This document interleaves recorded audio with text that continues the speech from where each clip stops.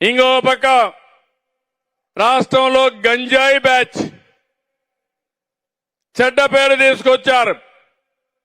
ఎక్కడికక్కడ మన పిల్లల భవిష్యత్తు ఆడుకున్నారు, చెడగొట్టారు. ఎన్నికల కంటే ముందు ఒక మాట చెప్పేవాడిని, లా అండ్ ఆర్డర్ కంట్రోల్ చేస్తాను, కానీ గంజాయికి అలవాటైన వాడిని మాత్రం నియంత్రణ చేయాలంటే టైం పడుతుంది. అలవాటు అయిపోయింది.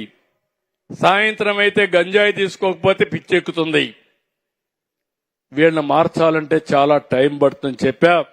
అయినా వదిలిపెట్టడంలో ఏజెన్సీ మొత్తం డ్రోన్స్ పంపించి ఎక్కడ గంజాయి ఉందో మొత్తం వెరిఫై చేసి ఉక్కు పాదంతో గంజాయి లేకుండా చేసేదానికి ప్రయత్నం చేస్తున్నాం.